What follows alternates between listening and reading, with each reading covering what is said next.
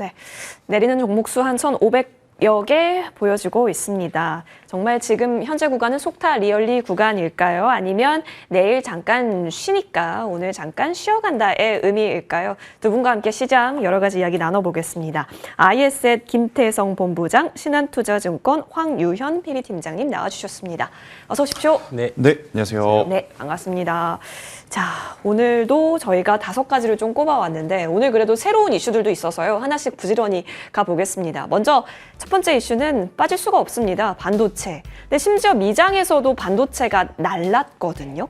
엔비디아, 브로드컴 다 같이 갔거든요. 근데 K반도체는 이 정도면 뭐 기어가다가 안 가는 거죠. 그렇죠?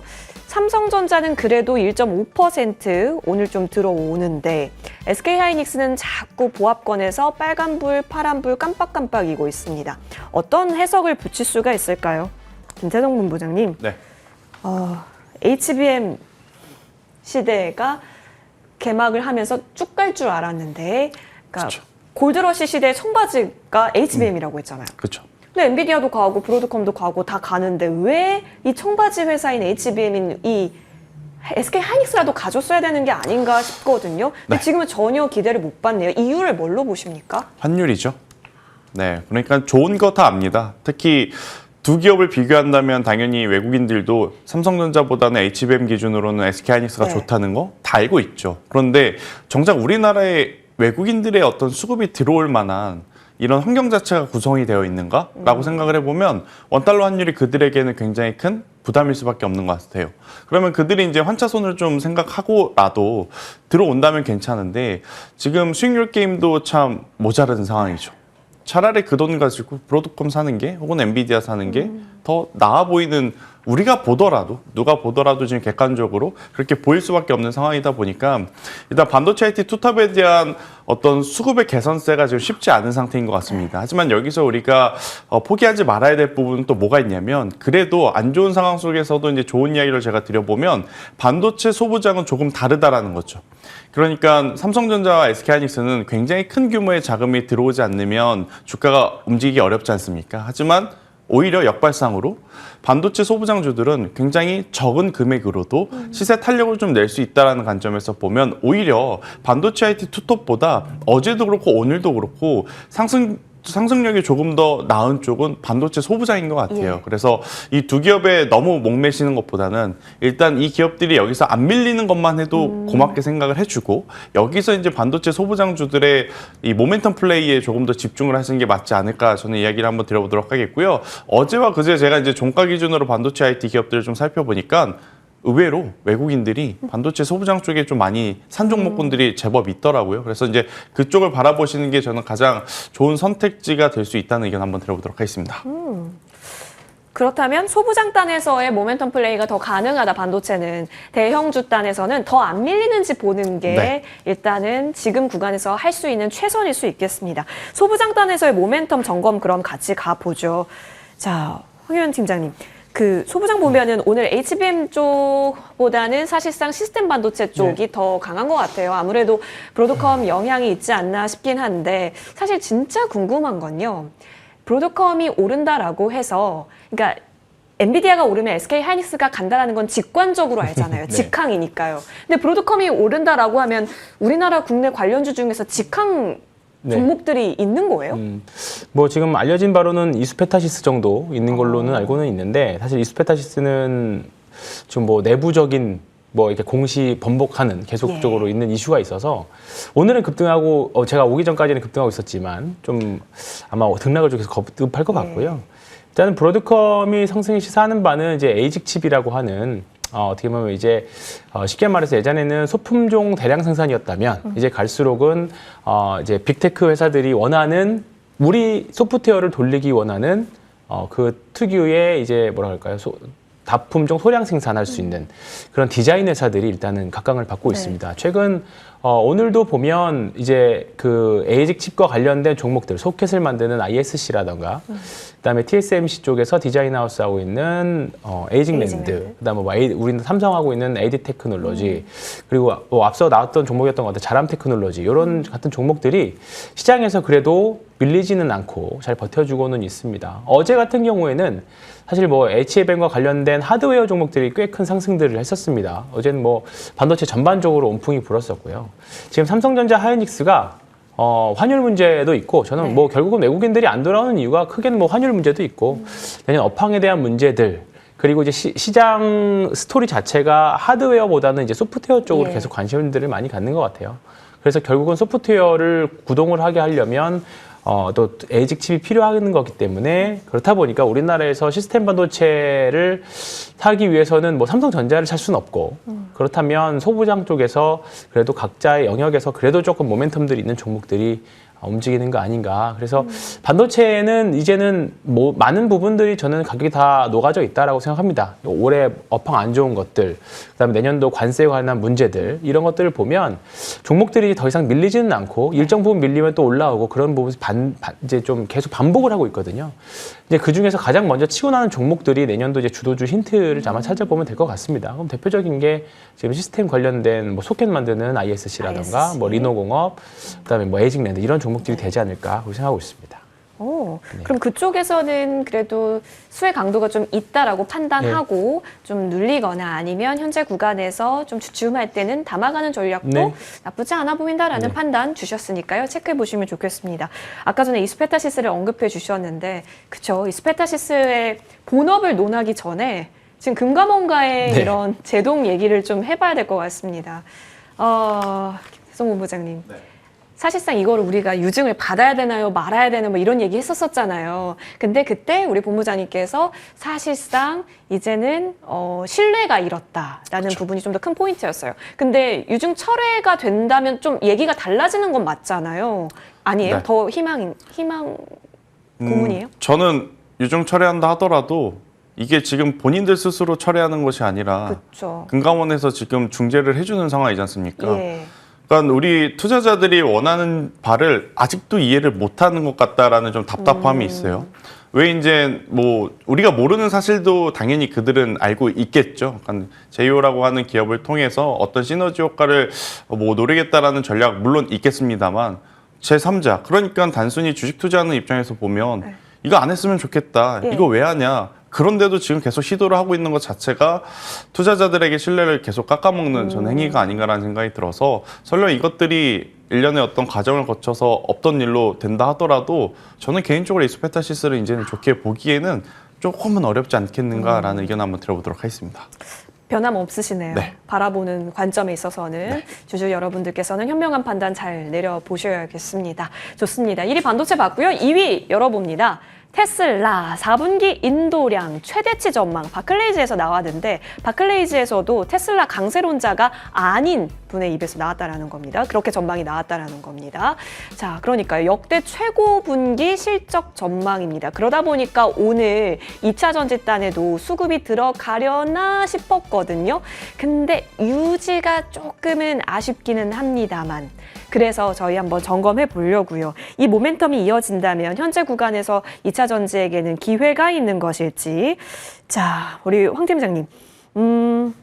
2차 전지 섹터 보면은요, 소재 쪽이 일부 그래도 뭐 에코프로 BM 같은 경우는 외국인이 좀 담으려다가 약간 오후장 접어들면서 다시 팔고는 있긴 한데, 어쨌든 4거래 연속해서는 매수를 했습니다. 사실 우리 이제 다 아실 거예요. 투자자분들도 테슬라 하면 2차 전지만 있는 게 아니라는 걸. 하지만 인도량이 이렇게 사상 최대로 나와준다면 기대감은 가질 수 있다고 보여지는데 어때요? 지금 우선순위가 좀 밀리나요? 아니면 괜찮나요? 저는 여전히 아직까지는 밀린다라고 밀려요? 생각합니다.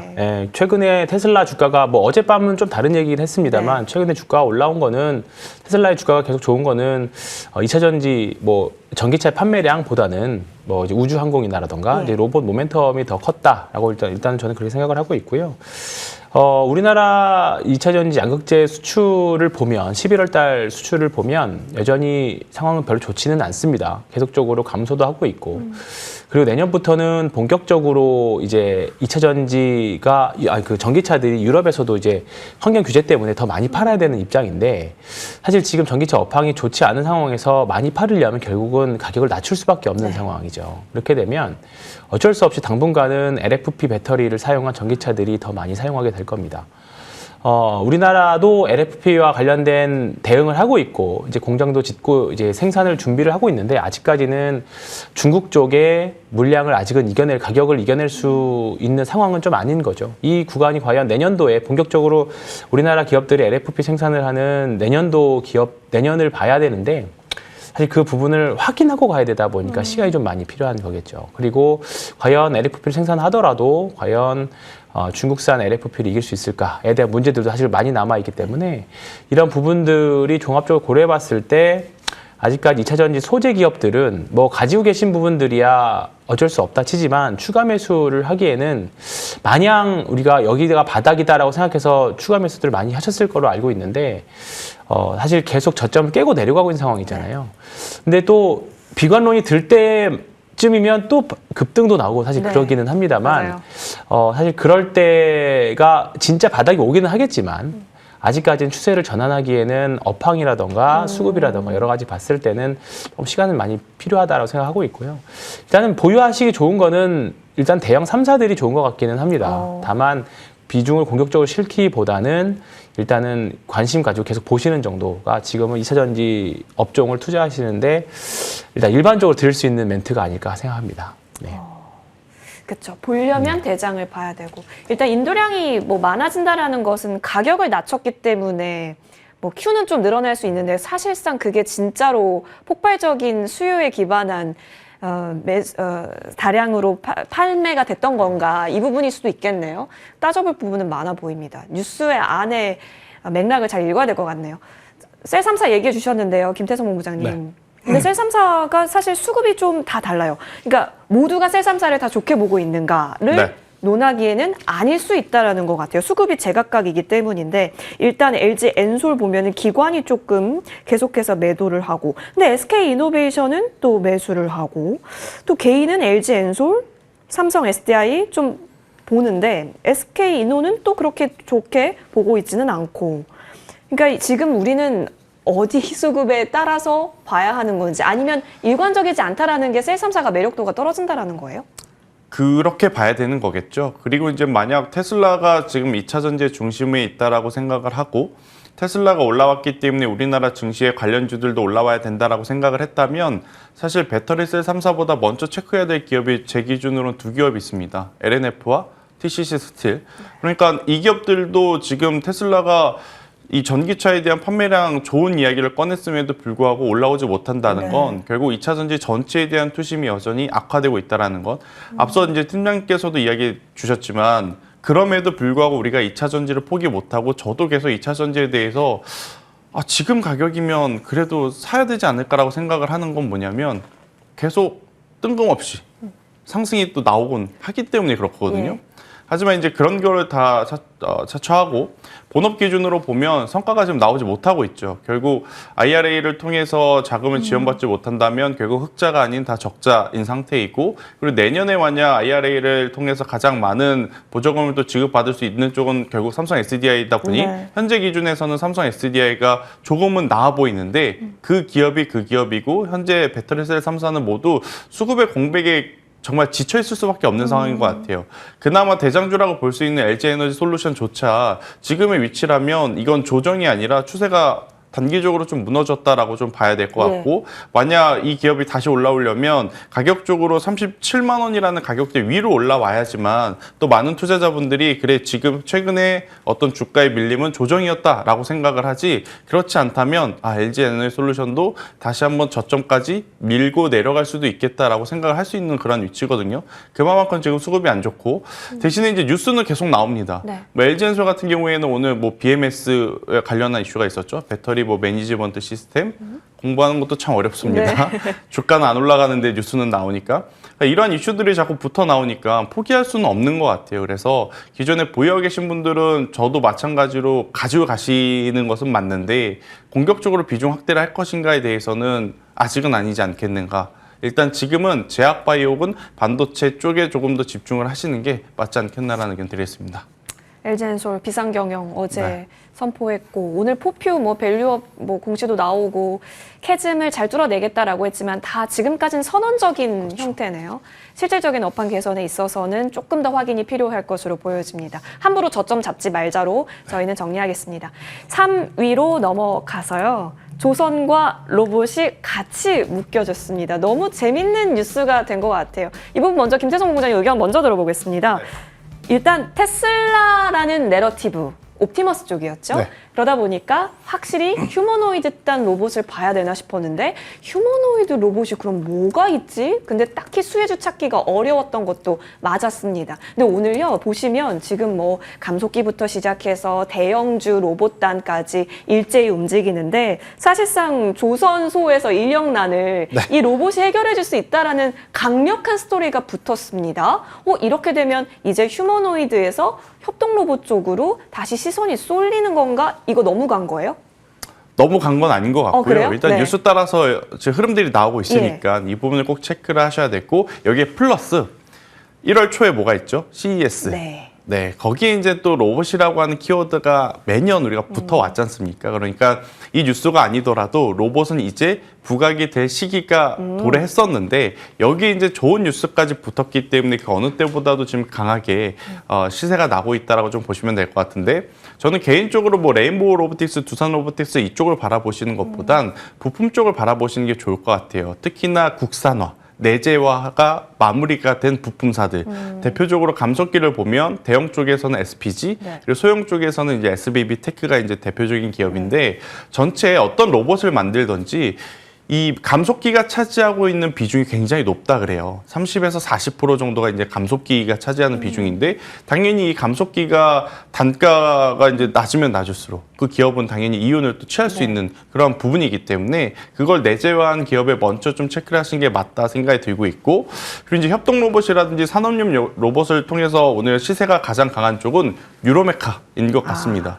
유로메카 같은 경우에는 여러분들 뭐 주변에 패밀리 레스토랑 가면 우동이라든지 국수 말아주는 기계가 로봇을 팔로 하거든요. 그거 다 유로메카라고 써 있습니다. 그리고 이제 휴게소 같은 데 가면 커피숍 갈 때 로봇이 이제 제조를 해주는데 그 제조해주는 팔에도 유로메카라고 써 있거든요. 그러니까 가장 어떻게 보면 접근성이 높은 그러한 기업들이 지금은 시세가 좋은 상황이라서요. 여기에 대한 연속성은 계속 갈 수 있다 생각이 들고 있고 로봇주들의 지금 가장 큰 강점은 그동안에 소외받았던 것 아닐까라는 의견 드리겠습니다. 그러면 조선과 묶어서도 올릴 수 있다면 본부장님 다른 아이디어 없을까요? 뭐 드론과 엮일 수 있다라거나 뭐 여러 다른 산업과의 콜라보레이션으로 찾을 수 있는 아이디어 혹시 있을까요? 일단은 로봇은 산업용으로만 보시는 게 맞을 것 같아요. 이제 드론 같은 경우에는 방위 산업과 건설 현장에서 이제 그 주변을 또 체크할 수 있는데 이제 사용하는 범위가 넓은 상황이지만 로봇 같은 경우에는 아직까지는 뭐 여러 가지 확장성 이야기가 나오지 않는 상태에서 먼저 우리가 김치국을 마시는 것보다 그냥 산업용에 더 집중을 하는 게 맞지 않겠나라는 의견 드리겠습니다. 네, 좋습니다. 자, 그러면 사실상 지금 아까 전에 가장 큰 로봇주의 장점은 뭐 여러 가지 산업적 방향도 있겠지만 낮은 자리에서 시작한다라는 거였잖아요. 황희원 팀장님, 낮은 자리에서 시작한다라는 것이 지금 우리 시장에 주는 메시지는 있어 보이는데요. 그렇다면 얼만큼 갈 수 있을까도 참 문제입니다. 매물벽을 소화를 해내가면서 갈 수 있으려면 펀더멘탈도 수반이 되어야 될 것 같은데 내년에는 흑전 기대도 있고 하더라고요. 그러면 지금 저희는 좀 들어가도 될 자리라고 보세요? 지금은 로봇주가 뭐 한 2, 3년 전만 해도 한번 테마주의 양상이었었습니다. 근데 지금은 어떻게 보면 테슬라의 로봇이 등장한 이후로부터는 뭔가 산업화되는 이제 진짜로 돈을 버는 그러니까 테마와 산업군을 크게 좀 뭐 명확하게 구분짓기는 좀 어렵지만 이제 하나의 산업군으로 바뀌었다는 거는 이제 그 관련 업종에서 이제 실제로 영업이익이 나고 있다는 부분을 이제 조금 크게 강조하고 싶은데요. 근데 이제 로봇 관련 주식들은 항상 모든 산업들이 처음에 사실 다 테마였거든요. 2차전지 주식들도 2012년, 13년도만 해도 테마라고 불렀었습니다. 근데 지금은 어떻게 보면 우리나라를 대표하는 하나의 산업군이 됐죠. 로봇도 뭐 아직은 선진국 미국이나 뭐 중국에 비하면 아직은 좀 모자라긴 합니다만 우리나라에서도 우리 로봇 관련 성과들이 분명히 나오고 있고요. 앞서 뭐 좋은 기업들 많이 말씀해 주셨죠. 뭐 레인보우 로보틱스 같은 네. 기업들도 지금 충분히 해볼 만한 기업들. 그리고 어떻게 보면 어떻게 주가를 고르시느냐에 따라 다들 다르실 수는 있지만 주가가 좀 많이 떨어져 있고 이제 하나의 이제 내년부터는 본격적으로 우리가 밸류에이션을 해볼 수 있는 기업들이 나타나기 시작했습니다. 그렇게 본다라고 하면 테슬라 모멘텀 계속 쭉 이어질 거고 네. 하게 된다라고 하면 로봇 주식들은 충분히 저는 지금도 고민해 매수해도 되는 영역이라고 보고요. 종목이 어렵다 싶으면 저는 ETF도 괜찮은 것 같습니다. 로봇 ETF. 네, 지금 조선 ETF 조선주들이 워낙에 좀 약간 뭉쳐서 움직이다 보니까 조선을 차라리 ETF로 매매하시는 분들 많이 있거든요. 근데 로봇도 우리나라 로봇만 묶어놓은 ETF가 있고요. 해외 주식까지 같이 묶어놓은 ETF들이 있습니다. 조금 주가의 흐름은 좀 다를 수 있는데 로봇 ETF도 저는 하나의 투자 대안이지 않을까 생각합니다. 그럼 네. 대형주 하나 하는 것보다는 ETF가 더 낫다라는 말씀이시죠? 로봇 산업 자체 투자하는 거면 저는 괜찮을 것 같고 좀 네. 세부적으로 로봇들을 공부해 보시면 네. 사실 뭐 산업용 로봇도 있고 협동 로봇도 있고 뭐 여러 가지 많이 있잖아요. 근데 그 중에서 실적 개선이 되는 것들, 근데 지금 오늘 세게 움직이는 것들이 네. 뭐 이후에 어쨌든지 간에 투자자들이 좋아하는 거니까 그쪽들 위주로 보시는 게 아마 대장주가 될 확률이 높지 않을까 생각합니다. 오케이. 오늘 네. 시세 나오는 쪽 위주로 보자도 있고요. 그리고 부품 관련해서 내재화 이슈 있는 쪽까지 두 분의 의견 잘 취합해 봤습니다. 자, 이어서 이쪽으로 넘어가 봅니다. 4위인데요. 환율이 1,450원이 이제 뉴 노멀이 된 건지 1,500원까지 전망은 이미 여러 곳에서 나왔고 그러다 보니까 고환율 수혜주로 저희는 눈길을 돌릴 수밖에 없는데 주가 반응도 이쪽에서 나오고 있다라는 겁니다. 일단 화장품이죠. 여러분 보시다시피 뭐 APR도 뭐 이쪽은 사실 뭐 내부적인 이슈도 있었긴 했지만 플러스권이 잘 나오고 있습니다. 고환율 수혜를 오늘 좀 톡톡히 만들어 가고 있긴 한데 꼬리를 단 종목도 있어요. 대표적으로 실리콘2도 같이 보이고 있고요. 여기에 뭐 음식료까지 저희 할 얘기는 많을 것 같은데 화장품부터 여쭤보겠습니다. 황현 팀장님께 질문 드릴게요. 팀장님, 뭔가 특별한 얘기가 나온 게 있나요? 오늘 왜 수급이 화장품 쪽으로 쏠렸다라고 먼저 보시는 거예요? 일단은 고환율 수혜주 대표적으로 지금 최근에 보면 두 가지 공통점들이거든요. 예. 화장품이나 뭐 조선도 마찬가지고요. 네. 고환율에다가 수출까지 증가하는 기업들입니다. 그러니까 우리나라 대부분의 기업들이 이제 수출로 많이 먹고 사는데 단순하게 수출이 그냥 하는 기업들보다는 수출의 확장이 이루어지는 기업들 위주로 사실 주가 흐름이 훨씬 더 좋았습니다. 특히 대표적인 게 화장품이겠죠. 화장품 같은 경우에는 지금 미주 쪽으로 나가는 화장품 기업들만 사실 시장에서 많이 각광을 받고 있죠. 대표적으로 VT가 될 거고요. 조선도 마찬가지입니다. 조선도 미국 쪽으로 앞으로 기대가 많이 되다 보니까 LNG선부터 시작해서 그런 쪽에서 확장에 대한 기대감들이 많이 있는 기업들이 일단 고환율 수혜주까지 묶이면서 시장에서는 많이 각광을 받고 있는 것 같아요. 그러니까 지금 오후 들어서 좀 사실 바이오 쪽으로 수급이 좀 쏠리는 그런 경향들도 네. 좀 있긴 한데 화장품 섹터하고 조선 섹터는 이런 눌림목들을 이용해서 충분히 다시 재투자해 보시는 것도 저는 좋을 것 같습니다. 그러면 어떤 종목을 가장 또 매력적으로 보시는지 미국 쪽 매출로 키워드 잡아주신 것 같은데요. 그러면 뭐 지금 당장은 VT가 저는 VT. 가장 좋아 보입니다. VT, 파마리서치, 뭐 APR 다 네. 좋은데요. VT 같은 경우에는 내년도에 미국뿐만 아니라 중국 진출도 예정이 되어 있습니다. 물론 그게 어떻게 보면 하나의 중국 진출이 잘 안 될 경우에 리스크가 될 수도 있긴 하겠습니다만 충분히 지금 영업이익이라던가 앞으로 추가로 더 붙을 영업이익들을 고려해 본다라고 하면 VT는 지금도 충분히 매수 고려해야 될 만한 뭐 많이 올라가져 있습니다만 예. 충분히 이제 신고가 매매를 할 수 있는 영역이라고 보고 있고요. 대부분 다 아시는 리들샷의 흥행이 가장 큰 것 같습니다. 이 부분들이 중국 진출이 과연 얼마큼 빨리 또 얼마큼 빨리 영업이익을 뽑아내느냐에 따라서 주가의 속도가 조금 달라지지 않을까. 지금은 그 기대감으로 일단은 충분히 투자하실 수 있는 구간이라고 생각합니다. 지금이 딱 그 저항이 지지가 되는 구간처럼 보여지긴 하는데 VT 또 여기 있어서 원픽으로 주셨으니까요. 챙겨보시면 좋겠습니다. 김태성 본부장님, 화장품도 화장품이고 음식료도 있고 참 다양하잖아요. 우리가 근데 사실 이게 일전에 다 움직였었던 맞아요. 종목이에요. 그래서 이게 추가 상승이 더 있을까가 고민되는 부분이긴 한데 일단은 그 화장품 내에서 그래도 기대가 있다라고 한다면 역시나 오늘 원픽주 가져오셨다고요? 네. 일단 저는 사실 화장품, 전통적인 화장품은 아니고요. 앞서 이제 잠깐 힌트가 나왔는데 네. 디바이스 기기, 그러니까 APR이라고 하는 기업에 대해서 저는 조금 더 관심 있게 보는 것도 나쁘지 않다라고 생각이 들어요. 그러니까 투자 포인트는 두 가지입니다. 지금 화장품주가 고환율 수혜를 받는다는 것은 북미 쪽에 대한 매출이 굉장히 높기 때문에 전체 매출의 절반 이상을 달러로 결제를 받는다라는 게 지금 부각이 되는 거거든요. 그래서 이번 블랙 프라이데이 때 가장 많이 팔았다라고 지금 알려져 있는 쪽이 바로 APR이지 않습니까? 그렇기 때문에 저는 다른 어떤 기업들보다도 APR에 대한 관심도는 충분히 더 높게 잡아도 괜찮다 생각이 들고 있고, 블랙 프라이데이에서 제품 많이 판 것도 판 것이고요. 그러니까 이게 자체적으로 노디널이라 그래서 화장품 ODM 쪽에 투자를 한 부분도 네. 굉장히 지금 좋은 수익을 구가했습니다. 뭐 메디큐브를 이제 만드는 회사였는데 이쪽에 대한 수익권까지 이번 4분기 실적에 녹아들게 된다면 APR 같은 경우에는 분기 올해 연말 실적 크게 걱정 없이 역대 최대 실적도 지금 기대할 수 있는 그런 상황이라서 저는 APR을 지금의 위치에서 보는 것도 괜찮다. 그러니까 높은 위치에 있는 종목은 당연히 시세 탄력이 한번 나오기 시작하면 굉장히 강하게 나오죠. 근데 이제 조정이 나올 때 좀 부담이 되는 반면에 APR은 최근에 저점을 손절 라인으로 딱 잡고 대응을 하기만 하면 저는 괜찮다는 생각이 들어요. 현재 구간에서 보면 이 45,000원이라는 가격대 밑으로 내려오면 당연히 이제 이 실망 매물이 좀 쏟아질 수밖에 없는 가격대이기 때문에 현 구간에서 45,000원까지 이제 빠진다라고 했었을 때는 마이너스 10% 이탈하면 손절. 대신에 이제 여기서 상승을 한다라고 했었을 때 충분히 1차적으로는 저는 6만 원 가격대, 그리고 이제 2차적으로는 6만 5천 원까지 좀 바라볼 수 있는 상황이라서 만약 목표가 달성이 되면 손익비는 약 25에서 30% 정도 나올 수 있는 그러한 위치이기에 다른 어떤 기업들보다 APR의 현재 구간에서의 공략도 저는 굉장히 유효해 보인다라는 이야기 드려보도록 하겠습니다. 네. 한때 40만 원, 그러니까 액분하고 난 그렇죠. 가격이면 한 8만 원대까지 간 거잖아요. 근데 지금 자리는 완전히 내려와 있기 때문에 어떻게 네. 보면 손익비가 좋은 네. 자리다라고 정리해 볼 수 있겠습니다. APR까지 들어봤고, 자사주 소각 이슈가 어제 또 불거지기도 했었습니다. APR 챙겨봤고요. 그럼 음식료도 사실 궁금해요.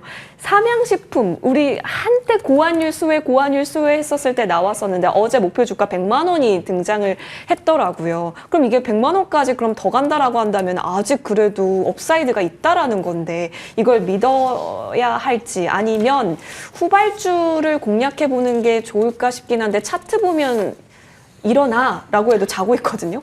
그래서 좀 고민돼요. 어려운 질문 저에게 하신 거죠? 네. 네. 알려주세요. 일단 음식료 업종을 쭉 둘러보면 올해 이제 불닭볶음면 이야기도 많이 했지만 우리가 냉동김밥 이야기도 많이 했고 핫도그 이야기도 많이 했던 것 같아요. 그런데 그 기업 대표적인 뭐 우양 같은 기업들 주가 보면 뭐 어제 오늘 올라오긴 했지만 고점 대비 워낙 조정의 폭이 깊었기 네. 때문에 조정이 덜 받은 쪽, 그러니까 시세가 좋은 쪽을 선택할 수밖에 없는 것 같습니다. 그러다 보니 돌고 돌아서 삼양식품 아니면 오리온 이렇게 혹은 농심 이렇게 좀 압축이 되는 것 같은데 반도체계 TSMC 그리고 이제 바이오계 뭐 삼성 바이오로직스처럼 지금 삼양식품 같은 경우에는 공장들이 계속 증설이 되고 있고 가동률이 올라가고 있는 예. 상황이지 않습니까? 저는 그렇기 때문에 목표가까지 가는데 부담은 없겠지만 시간은 좀 걸릴 수 있다. 그러니까 시간을 두고 투자를 하실 수 있는 분들은 삼양식품 괜찮은데 없으신 분들이 지금 위치에서 갑자기 덥석덥석 사는 거 그것은 조금 옳지 않을 수 있다. 조금은 가격적인 좀 흐름을 지켜보시다가 조정이 나오게 되면 그때 관심 있게 보시는 게 맞지 않나라는 의견 드리겠습니다. 네, 덥석덥석은 아니다. 네. 라고, 그렇죠. 계속 가고 있습니다. 삼양식품은. 자, 봤고요. 이어서 다음 랭킹 5, 5위로 넘어가겠습니다. 지금 여기 보이는 대로 CS2025의 양자 컴퓨터가 뜬다라고 합니다. 그러게요. 근데 이제 이 양자 컴퓨팅이 나오니까 비트코인이 또 조정이 들어갈 정도로 이게 강력하다라는 부분인데요. 황유연 팀장님, 양자 컴퓨팅이 이제 주제가 추가가 되니까 싶거든요. 그리고 이미 미국장에서 너무 올랐어요. 그러니까 이게 우리 시장에서 이걸 단순히 테마로 바라보긴 하지만 미국장에서 근거가 있기 때문에 이렇게 쭉 가는 거 아닌가? 그리고 안 파신대요. 장투하시겠다고. 그럼 우리도 이걸 계속 쭉 봐야 되는 걸로 인식을 하고 지금 이 모멘텀을 즐겨야 되는 거 아닐까라는 아이디어는 있습니다. 어떻게 보세요? 아까 전에 테마와 산업에 네. 대한 이야기를 해주셨는데 양자 컴퓨팅은요? 아직은 저는 테마라고 생각합니다. 이거 매매를 통해서 뭐 수익을 내는 것도 다른 문제일 있고요. 네. 지금 구간에서는 이제 주가의 변동성들도 굉장히 좀 심해져 있는 상태고 사실 우리나라에 있는 양자 컴퓨팅 관련 기업들을 보면 사실 아직까지는 뭐 이게 진짜 양자 컴퓨터라고 하는 물음표들 붙어 있는 기업들이 예. 굉장히 많이 있습니다. 다만 시장에서 양자 컴퓨터 관련주야라고 이제 인정을 해버리면 시장에서는 뭐 테마주로 움직이는 거니까 네. 그 부분에 있어서는 사실 뭐 지금 트레이딩은 저는 충분히 가능하다라고는 봅니다. 근데 다만 이게 우리가 현실화돼서 우리 일상에 들어오려면 아직 시간이 좀 많이 남았다라고 봅니다. 그리고 이런 뭐 아이온큐나 뭐 리게티 예. 컴퓨터 같은 기업들이 대표적으로 많이 올랐는데 아마 그 주식들도 뭐 이렇게 올라가다 보면 뭐 모든 주식이 영원히 올라갈 수는 없는 것처럼 조금 이제 주가의 탄력이 약화될 때가 올 겁니다. 이제 그때가 다시 한번 테마에서 산업으로 전환되는 시기가 될 거고 그리고 양자 컴퓨터 관련 주식들은 아마 우리가 모르는 기업들이 또 분명히 준비를 하고 있을 겁니다. 이제 그때 진짜 양자 컴퓨터 관련 주식들이 또 10배짜리 주식들은 또 나올 거라고 봐요. 예, 그러려면 이제 예전에는 이제 사실 우리나라 주식 때문에 공부를 많이 했는데 네. 미국 주식도 충분히 단기간에 엄청난 수익들이 나오는 기업들이 많이 있기 때문에 조금 더 공부를 많이 할 필요는 있겠죠. 예, 분명히 양자 컴퓨터는 분명히 앞으로 기회는 될 거라고 봅니다. 네. 그렇군요. 그러면 지금의 때보다는 실질적으로 네. 상용화가 앞당겨졌을 때를 더 준비를 해야 하는 관점으로 보겠습니다. 김대성 본부장님, 통신장비 오늘 움직이잖아요. 네. 솔리드를 이전에 탑픽으로 제시해 주신 바 있는데 네. 오늘도 잘 갑니다. 역시 변함은 탑픽 솔리드로 좀 보시는지. 하지만 5G에 투자하신 분들은 아실 거예요. 굉장히 답답하다라는 것을. 이번에는 또 다른 스토리다라고 하던데 어느 정도의 점수와 강도 주세요? 마지막으로 한번 속아보는 것도 괜찮지 않겠는가? 일단 네네. 이번에는 5G뿐만 아니라 앞서 이제 우리가 계속 이야기하는 양자 컴퓨팅이라고 하는 새로운 뉴스까지 지금 붙어서 움직이는 통신 장비주들이 많고 플러스 트럼프 2기에 중국에 대한 규제가 좀 강화되면 결국 통신 부품주 안에서도 우리나라 기업들이 수혜를 또 많이 받아볼 수 있는 요소들이 많아서요. 저는 5G 한번 믿어보자라는 의견 그리고 믿어본다면 솔리드를 보자라는 의견 한번 드리겠습니다. 변함없이 네. 솔리드 탑픽으로 주고 계시네요. 알겠습니다. 김태성 본부장, 황유한 PB팀장님과 함께했습니다. 오늘 두 분 나와주셔서 고맙습니다.